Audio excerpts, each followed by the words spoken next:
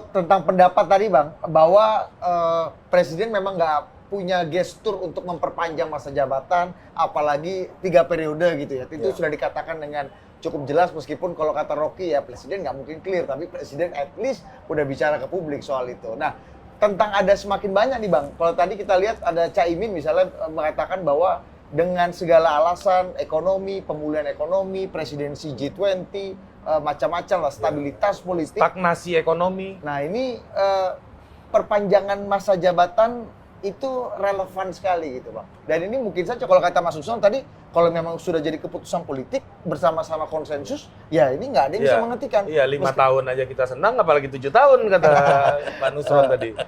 Jadi begini ya, kalau saya lihat boleh-boleh aja bicara yang sekarang, tapi terlampau prematur untuk membicarakan itu.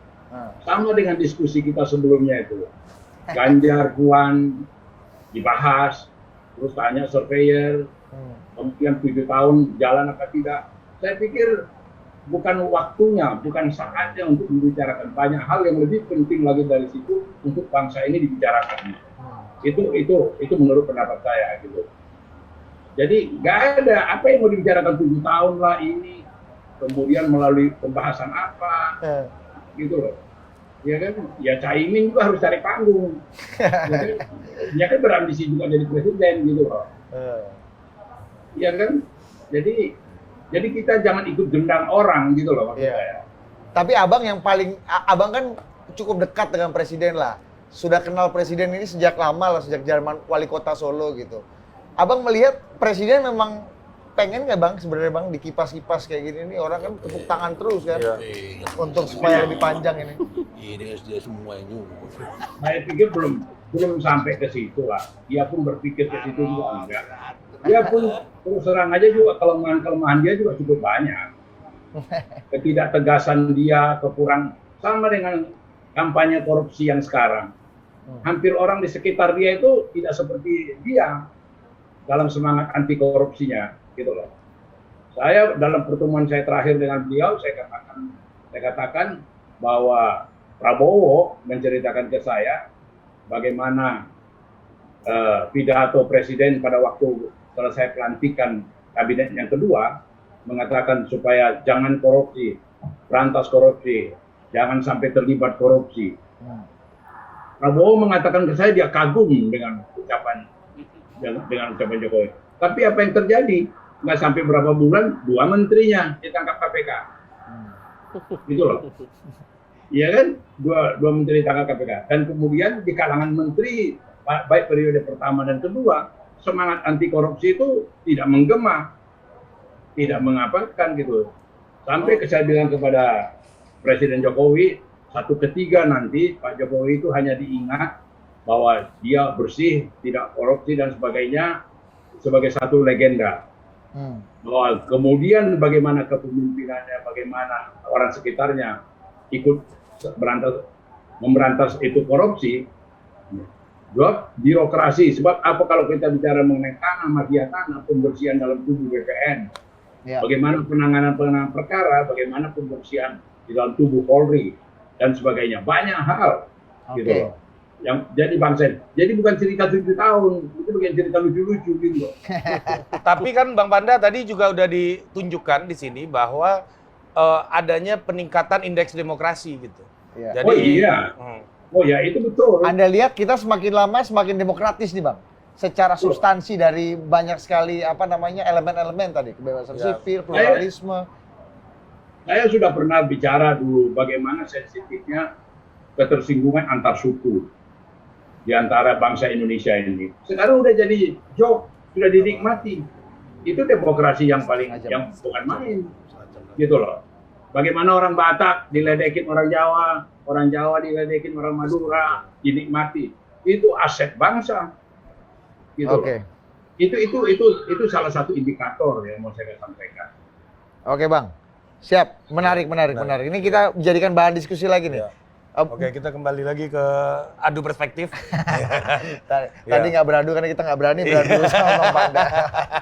Gimana? Iya kan? Nah, jadi tadi Bang Panda mengatakan bahwa adanya ternyata di sekitar Pak Jokowi ini belum selesai gitu loh, Pak Nusron. Jadi presiden yang sederhana, yang baik, tapi ternyata di lingkarannya nggak bisa dia selesaikan sehingga dia cuma akan jadi legenda gitu.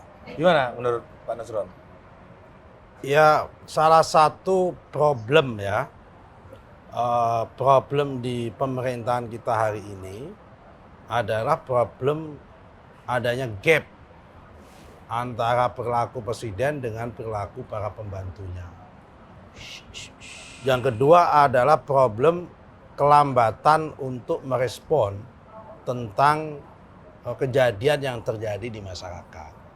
Contoh ya, contoh tentang minyak goreng dibandingkan dengan batu bara. Ketika batu bara langka, itu presiden itu sangat begitu cepat memerintahkan ya kan kepada Menteri SDM, bahkan presiden pidato langsung untuk larangan ekspor batu bara demi mengamankan stok energi. Konkret ya langsung. Konkret. Tapi ketika minyak goreng contohnya, ini udah lama berlarut-larut. Saya di DPR udah mengingatkan perlunya DMO dan DPO, Domestic Market Obligation, dan DPO, Domestic Price Obligation, dengan harga tertentu untuk CPO kita, terutama bagi mereka yang memproduksi minyak goreng. Itu sudah sekitar 4 bulan yang lalu. Menterinya tidak merespon. Padahal presiden berkali-kali ngomong bahwa kita perlu kebijakan yang pro rakyat, mementingkan keadilan rakyat. Tapi menterinya ragu-ragu untuk itu, menteri perdagangannya. Nah, terjadi ketika situasi makin sulit, baru memperlakukan DMO dan DPO sekarang. Sejak tanggal 1 Februari kemarin. Situasi hari ini makin nggak terkendali. DMO sama DPO masih juga tidak bisa menyelesaikan masalah. Masih langka. Masih langka. Harusnya ini saatnya ngambil keputusan perang. Yang namanya perang apa itu? Larang ekspor CPO. Pasti akan ada korban. Ya kan, yang nggak bersalah jadi korban. Contohnya petani. Yang nanam itu jadi harganya jatuh misal. Yang namanya perang itu ketika bom diledakkan, ya pasti akan mematikan anak kecil, mematikan ibu-ibu. Tapi selamat dulu, menang dulu. Harusnya situasi seperti ini nanti tinggal ditata. 2 bulan pasti akan terjadi equilibrium, ditata mana yang perlu dibenahin dan sebagainya. Jadi ini contoh memang. Jadi saya setuju apa yang disampaikan oleh Bang Panda. Memang beberapa level menterinya ini memang ya mungkin yang dimaksud dungu oleh Rocky itu ya para menterinya itu jangan dimaksud oleh Rocky itu. Diulang agak keras ngomongnya. Ya kan? Mungkin yang dimaksud oleh dungu oleh Rocky itu beberapa menterinya. Thank you. Ya kan? Yang lambat untuk menerjemahkan perintah presiden itu yang dimaksud. Mantap. Tapi ada lihat bener dong, ada gap nih antara presiden punya mau dan punya visi. Kalau menurut Rocky tidak hanya gap pasti. Anda jangan mewakili Rocky Jangan untuk menjawab. Kalau dia pasti akannya problem di hulunya. Di situ dia. Presidennya udah benar nih, tapi pembantunya ini gitu. Enggak, itu satu Satu paket, bisa gitu. satu paket. Satu garis pikiran yang sama. Karena presiden kan diijon oleh oligarki. Nah, oligarki yang kirim menteri-menterinya. Itu kan gampangnya begitu lihatnya. Kan nggak mungkin dalam sistem presidensial, presiden tidak bisa memerintah menteri-menterinya. Artinya ada yang memerintah menteri-menterinya. Kan logikanya begitu kan. Siapa? Ya oligarki. Kan begitu logikanya tuh. Kalau saya luruskan jalan pikiran atau jangan luruskan Ben. Dia selalu bengkok soalnya sih. Saya teruskan kebengkokannya itu. Kan logikanya cuma itu kan. Ini sistem presidensial loh. Sama dengan tadi Pak Panda. Saya terangkan dulu logikanya Panda dan Babat ini. Sebagai senior yang dari awal kita sebagai aktivis dulu lihat Pak Panda sebagai Wartawan. ya wartawan kritis dan selalu bikin problem dengan kekuasaan. Pada waktu itu Presiden Soeharto. Lihat logikanya ya. Panda bilang begini, Jokowi jago secara politis, dia berhasil menundukkan oposisi, bahkan tanpa alat pukul. Tanpa apa disebut tadi tukang Sudomo, pukul. tanpa Edi Murdani. Dan dia bisa lakukan tuh. Soeharto melakukan itu dengan alat pukul. lihat logikanya ya, perhatikan ya. Dua-duanya menghasilkan demokrasi berhenti karena nggak ada oposisi itu. Jadi apa poinnya? Jadi sama aja sebetulnya Jokowi. Bahkan Jokowi lebih hebat. Kalau saya sebut kata otoritarianisme, di dalam kata otoritarianisme ada kata auto. Auto artinya sendiri. Jokowi lakukan sendiri pembantaian oposisi. Soeharto masih melakukan melalui sistemnya itu, tukang pukulnya tuh. Itu logical fallacies-nya begitu tuh Pak Panda. Ya saya kasih kritik logikanya aja itu. Oke. Substansinya sama. Sebenarnya sama. Dua-duanya memberangus oposisi. Bang Panda gimana? Coba kasih Ya, dulu, Bang. kasih dulu. Kasih pukul-pukul dulu, Bang. Ini Rocky salah tangkap. Biasanya dia cerdas. Biasanya gitu.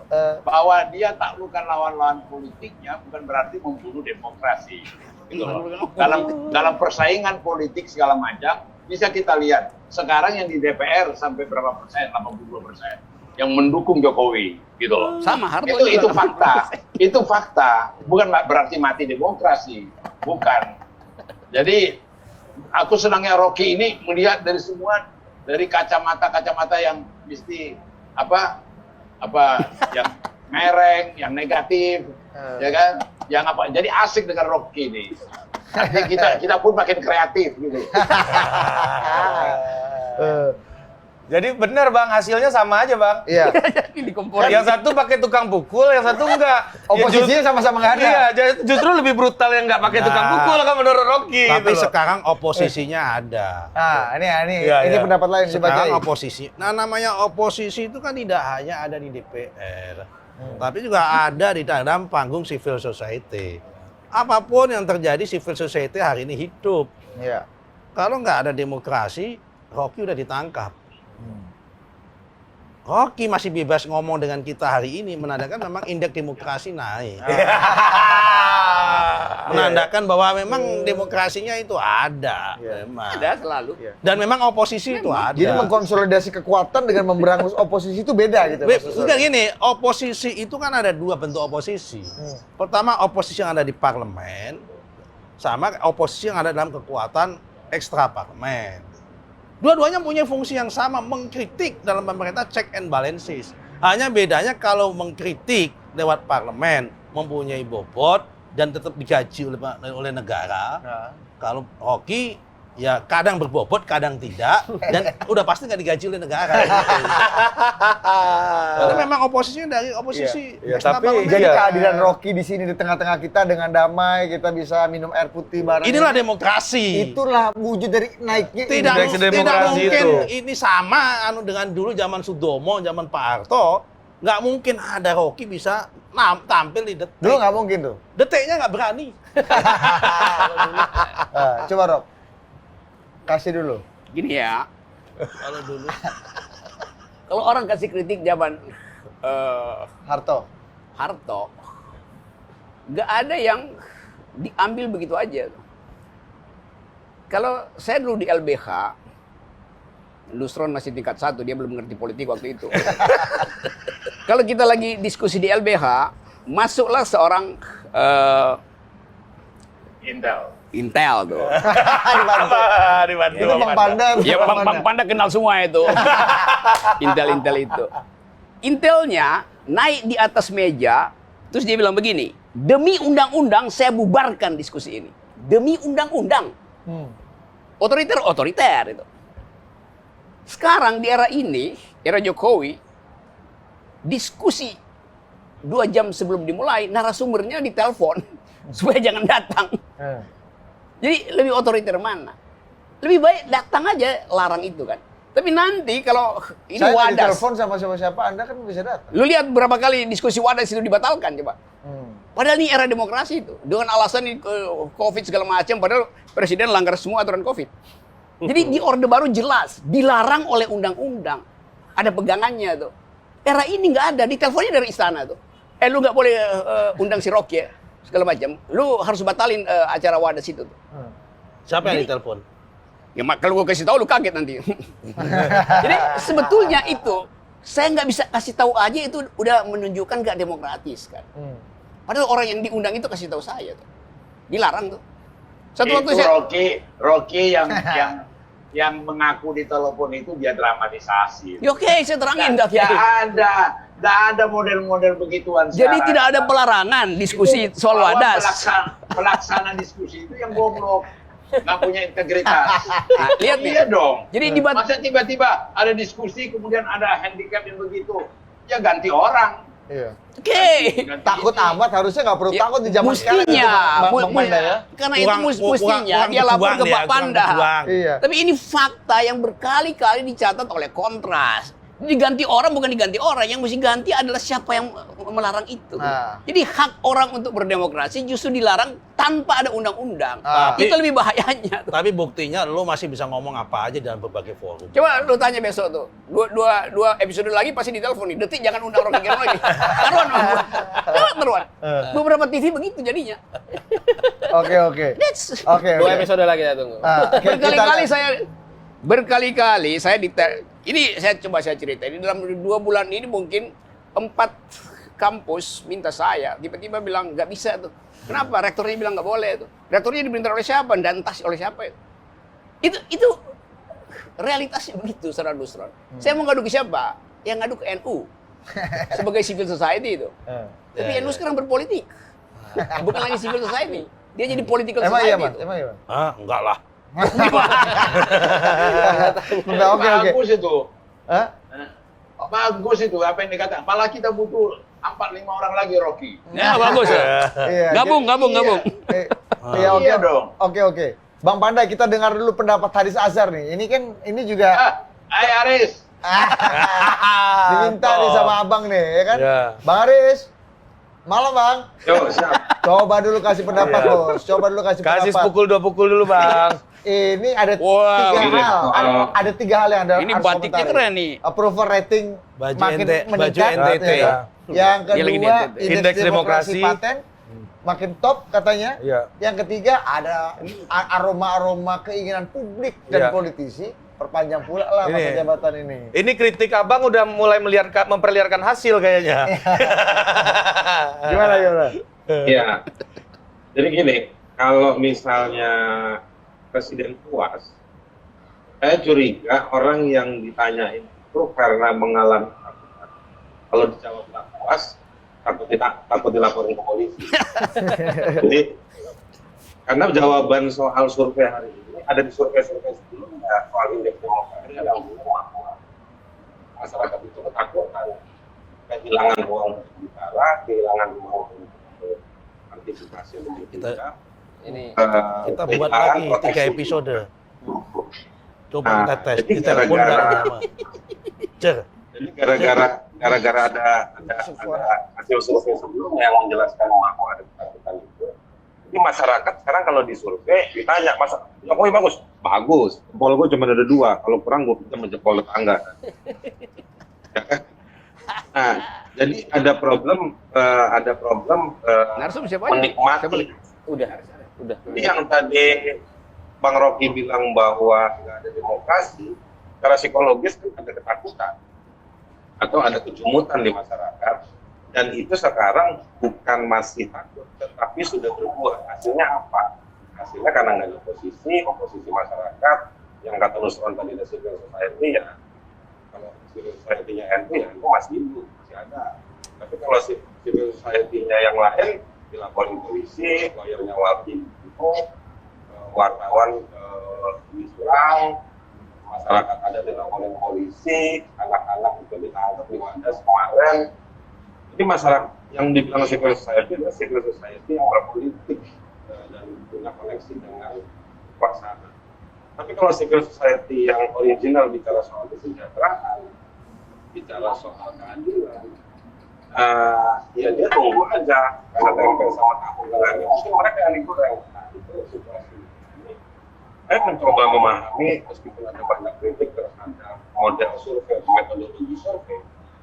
Survei itu kan ibarat kata orang dimintain waktu 10 menit ditanyain jawab segala cepat, responsif. Padahal kalau dia dalam yang dia tidak takut, dia tercerahkan, APBD dipakai untuk Oke. masyarakat. Masyarakat itu pasti punya pilihan-pilihan yang Oke, Bang. jawaban-jawaban yang lebih baik. Jadi menurut saya lucu lah. Saya khawatir survei yang muncul kemarin itu dari Kompas dan dari Oke. Al-Quran justru sebetulnya ingin bikin lucu-lucuan ke Jokowi. Oke, Bang. Di saat lagi Tambah kacau lagi. Oke. Di saat lagi camping di lahan yang kosong, tiba-tiba dimunculin mas. Oke. Bang Aris, suara lu agak kurang jelas kita dengar di sini nih. Gue coba perbaiki komunikasi dulu ya sambil ngobrol sama Bung Rocky dan Kiai Nusron nih. Pak Kiai, jangan-jangan survei itu buat lucu-lucuan aja. Ini menarik nih. Tidak menggambarkan realita. Ini saya makin lucu juga dengan pernyataannya Haris Azhar ini.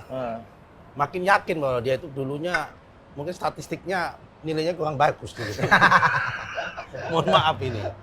Yang namanya angka itu nggak bisa dimanipulasi.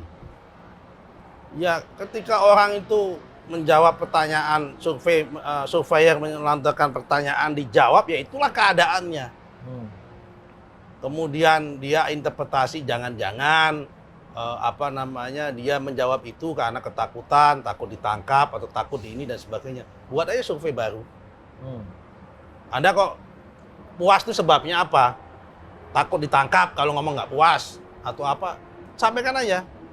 Dan survei bener aja, suruh misal Rocky yang melakukan survei. Yang teman-teman civil society itu dibedah secara serius. Dan nggak usah diumumkan daripada takut. Tapi saya dikasih tahu aja minimal begitu. Iya. Nanti kita diskusi secara khusus duduk itu. Tapi kalau fakta-fakta tadi Mas Haris, Mas Uson dikatakan bahwa ya kalau berbeda bisa ditekan. Iya. Di sosial media, di doxing misalnya. Karena gua bilang enggak, gua diangkut. Tadi gitu. kan Iya. begini ya, sudah waktu penjelasannya Torik tadi. Pengguna sosmed hanya 5% di dalam respondennya tersebut. Dan yang pengguna aktif hanya 3% penggunanya tersebut. Berarti itu mencerminkan apa? Mencerminkan memang kehidupan masyarakat kita bahwa sosmed itu memang tidak mencerminkan realita publik, belum minimal sampai hari ini. Karena faktanya pengguna sosmednya belum banyak. Kan responden itu kan nggak dipilih khusus berdasarkan acak. Kan nggak mungkin responden itu kemudian dimanipulasi, dipilih-pilih yang kira-kira pendapatnya begini kan nggak mungkin. Namanya statistik. Kita sama-sama ngerti. Ya kan untuk melakukan itu. Tapi bahwa memang meskipun indeks demokrasi kita naik, kepuasan Pak Jokowi tinggi, memang belum menjawab 100% persoalan dalam konteks kualitas iya. Kenapa tadi saya katakan makin tinggi tingkat kecerdasan orang seperti Rocky Gerung, seperti Haris Azhar pasti kan tingkat harapan dan ekspektasinya terhadap demokrasi maupun terhadap pemerintah kan juga tinggi. Sehingga mempunyai grade yang berbeda-beda. Tapi masyarakat yang model seperti Rocky Gerung dan Haris Azhar itu kan di dalam angka statistik tadi, saya nggak mau mengatakan outlier ya, kan memang nggak banyak yang mempunyai pandangan seperti itu. Karena pertama ya, kalau itu kita outlier Pak Nusron. itu kalau kita lihat ya, kalau nggak banyak belum tentu outlier. Kalau outlier itu saking jauhnya ke sana gitu kan. Kita udah dipegang-pegang. Udah lumayan ya, Pak. Begini. Contoh kan. Kayak Rocky. dipegang sama Sudomo ya. Rocky. Nah, kan? Contoh Rocky nih. Rocky ini mahasiswa filsafat. Mahasiswa filsafat di tengah-tengah Universitas Indonesia itu sekali masuk di UI itu 5.000, 6.000. Yang masuk filsafat paling 30 orang. Benar Pak Rocky ya? Iya, karena seleksinya lebih kuat dari jadi caleg. Sastrara lebih banyak kayaknya Pak Nusron. Enggak, hampir sama itu. Saya sejarah. Haris juga tuh filsafat. Karena memang kalau caleg malah nggak pakai seleksi. Memang nggak pakai seleksi kalau caleg. Iya, karena itu jadi dungu semua kan? Nah, itu soal lain cerita itu. Nah kan? Karena itu memang manusianya nggak banyak yang udah punya alam pemikiran seperti itu. Ini menandakan bahwa memang masih ada problem tentang apa? Tentang edukasi masyarakat, dan kalau kita ingin meningkatkan kualitas demokrasi kita, ya satu-satunya jalan adalah edukasi dulu tentang parameter harapan-harapan ini kepada masyarakat. Berarti apa? Kerja-kerja civil society kita selama ini tentang proses demokratisasi, ini ternyata kualitasnya belum meningkat. Nah, ini dulu kita lakukan. Oke.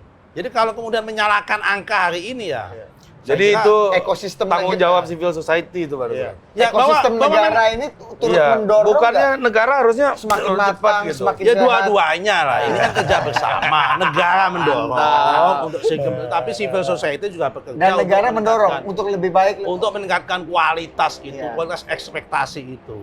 Tapi memang angka hari ini puas ya. Kira-kira bunyinya begini. Dengan kayak begini aja orang puas. Kan mau ngomong gitu kan teman-teman nih, Haris, Rocky mau ngomong gitu kan. Kayak gini aja kalau lu bisa puas gimana? Dianalisa lah yang bukan-bukan. Jangan-jangan dia mengatakan puas itu, kalau nggak mengatakan puas takut nanti diancam, dilaporin polisi dan sebagainya. Seberapa banyak? Kalau begitu, Jadi uang ini mencerminkan angka masa Survei- wala antara rakyat sama polisi nanti kan lebih banyak yang dilaporkan daripada jumlah polisinya, kan nggak mungkin. kalau gitu. Rocky. Bahwa memang ada masalahnya. Jadi kata masalah Nusron ini Anda kualitasnya konspiratif ya. aja. Ini angka begitu Solid ini. adanya, Solid. objektif gitu. Di dalam public policy atau public issues, cuman ada dua pembohong. Satu politisi, satu ahli statistik. Iya. Selesai problemnya. Tapi kalau ada satu survei, dua survei, tiga survei menunjukkan approval rating, tingkat kepuasannya semakin meningkat. Banyak presiden-presiden Betul. lain di periode Iya. kedua, Yes. bahkan presiden SBY tidak sampai di level ini. Terus, Dan Iya, Dan itu bahkan semua. angka itu udah proven di dalam Jelas. pemilu. Biden di periode Itu- ketiga ini 42%. Itu pembohong itu tidak hanya dua. ada Nah, tiga. gini bos, justru problem kita itu justru di angka. Jadi pembohong itu ada juga. Jokowi itu terpilih Dokter. lewat politik angka. Jadi Ya, kan? jadi Di yang putaran kedua juga seperti itu. Lalu menikmati angka-angka survei. Persoalannya begini kemudian, bahwa demokrasi itu nggak sekedar angka dan statistik, Pak Nusron. Kalau saya pribadi, saya malah puas banget sama Jokowi. Tapi saya lebih puas lagi sama Pak Nusron.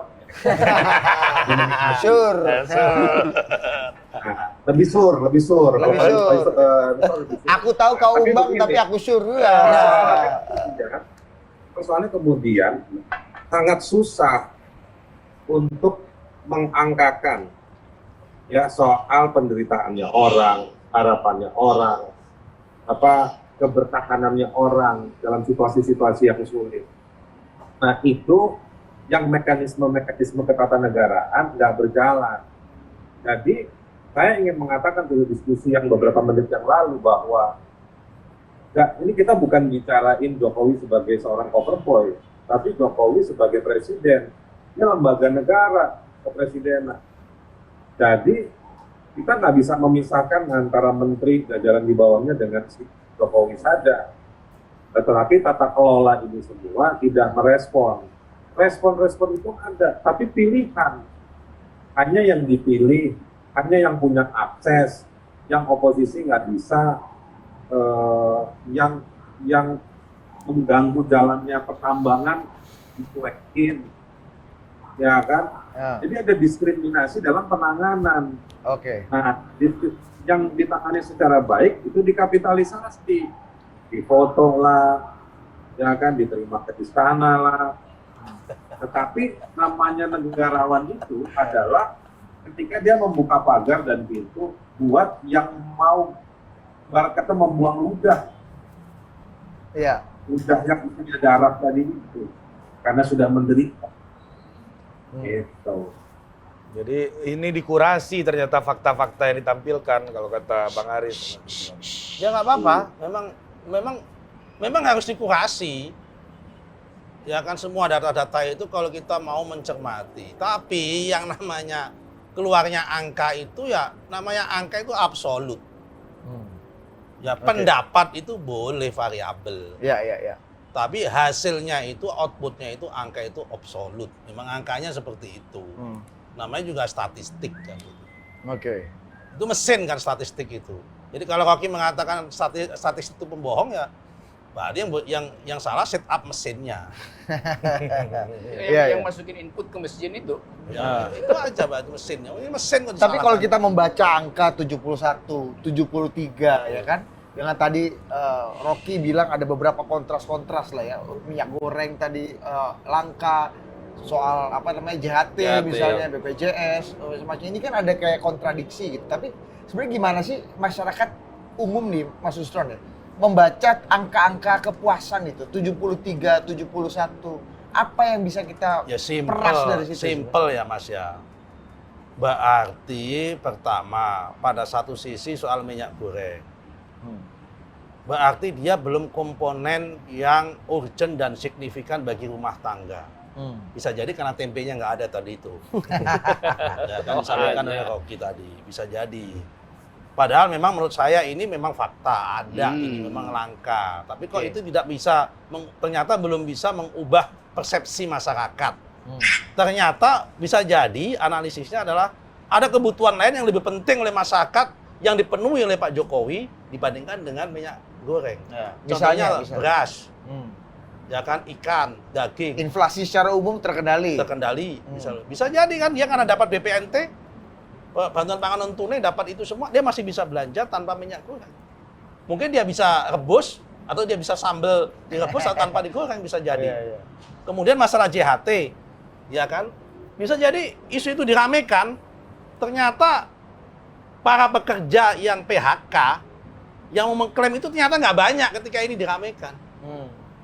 Karena kan kalau masalah JHT kan itu kan safety net memang pada hari tua. Dulu aturan yang lama JHT itu boleh ditarik ketika dia kena PHK atau karena dia resign atau karena dia pindah. Kapanpun Anda mau lah ya. Itu ketika belum ada Undang-Undang Cipta Kerja, di mana sistem jaminan sosial nasional kita belum memasukkan komponen CKP, jaminan keamanan pekerja atau jaminan kehilangan pekerjaan. Sekarang ada komponen baru dalam komponen sistem jaminan sosial nasional, namanya CKP. Dulu kan hanya jaminan hari tua, jaminan pensiun, jaminan kecelakaan. Tapi kalau kemudian itu pekerja, jaminan kematian pekerja, kalau dulu kan, nambah satu CKP sekarang.